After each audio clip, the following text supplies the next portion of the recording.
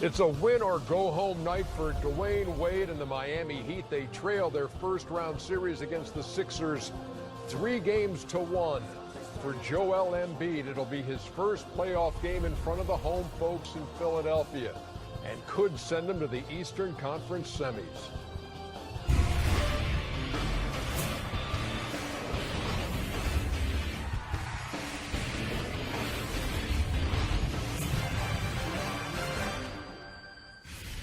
Another game going on right now on NBA TV. Marcus Smart hasn't played since March 11th when he hurt his right thumb.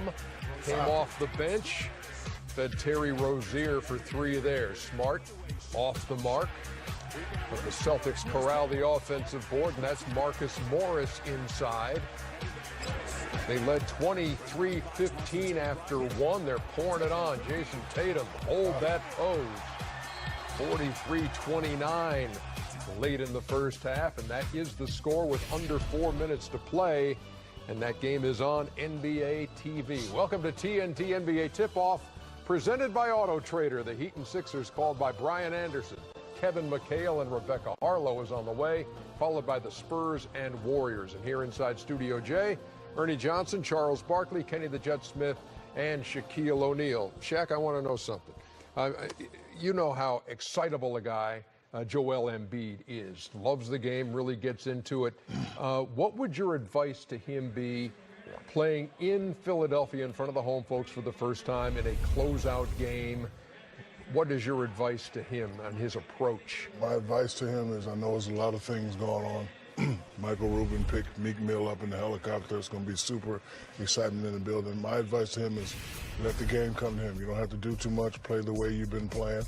And just, play smart. Definitely can't get in foul trouble, but enjoy the moment, embrace the moment, and do what you're supposed to do as a leader on their team. You got to end these guys, and you got to end them quickly. Miami is similar to the Spurs. They're not going to give up. They're not going to quit. But don't get too excited and don't get too happy.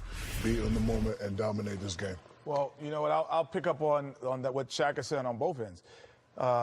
First of all, I think everybody in the hip-hop community know that I have an affinity to Meek Mill because he was the first star that said, I'll do a collaboration with your daughter. So he's always going to have I'm always going to have his back. So, but happy to see him there. But again, there's a lot of excitement in the building when you're in a closeout game. And everyone has these expectations. And you can't get caught up with the expectations of this is the final game. Because if you lose that game and you have to go to the next one, it could carry over because you put so much mental energy in it. You have to go out like golf, play the course, not your opponent. You're playing certain things and you have to have certain behaviors. And then the excitement of the closeout game, just is natural. But if you think of it as the closeout game, you could be in deadly trouble. Well, I think this is where guys like J.J. Redick and guys came in. I think when the Sixers put this team together, they knew Joel and Ben and Derek were going to be the stars of the team, but they're all young guys. Even if Markelle had played, he's still like 18, 19 years old. But you bring guys in like J.J. Redick, guys like that. So I would expect J.J. to make a speech before the game to guys. We're going to win the game, but we got to win the game. We can't just expect them to quit and give it to us. Let's just come out and do what we do. Nobody try to do too much, and we'll be fine. And you see the second half numbers, Miami leading at the half of each of the 4 games, but plus 65 in the second half. Philadelphia plus 42 in the fourth quarter through 4 games of the series. Simply put, for Miami to stay in the series, what has to happen tonight? Relax. They do have some advantages with Dragic. They do have some advantages when Wade has the energy off the bench. Winslow can defend Ben Simmons at time in the open court and can keep him under rest.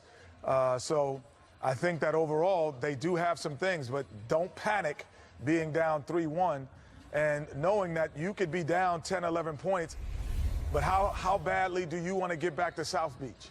You have to continue to play knowing that you have some advantages. There's nothing Miami can do. They're going to lose this game tonight. Philadelphia's just a better team. Nothing you can do. There's nothing they can do. Miami's just Miami just can't leave. No, they're just going to come out. Listen, the Sixers are a better team. Listen, I got to tell you something. I got no idea. All these guys want to act like they're experts. I got no idea who's going to win the East. The Sixers might be the best team in the Eastern Conference. I love Toronto. You know, Cleveland got LeBron, but this team here, they got everything. And everything's starting to come into place. And they're going to be playing with so much confidence after this series. Man, they're going to be tough for anybody to beat. He gives Miami no chance, Shaq. The key is Hassan Whiteside. I know he's 3-5 points, but he has to stop complaining, accept the challenge, and just be ready for his teammates, whether that's offensive rebound, you know, slowing Joel Embiid down. He's not going to stop him, but you can slow him down, you know, keep him in the low 20s. But he has to, you know, come out and play. You know, when you get in complain mode as a big man, and I'm not getting the ball, I'm not doing this, the nature of any big man, and, you know, I was like this. I'm not going to rebound. I'm not going to do anything. I'm not going to show. But he has to get out of all that and say, you know what, we can redeem ourselves. All we got to do is take one game at a time. So if he has a 19, 20-point game, they have a shot. Taking a glance at NBA TV, 45-30, the Celtics with the lead over the Bucks. That game's on NBA TV. Straight ahead here on TNT, Game 5, Heat and the Sixers. Coming up, Meek Mill ringing the bell, the ceremonial bell before Game 5, sporting his Joel Embiid jersey.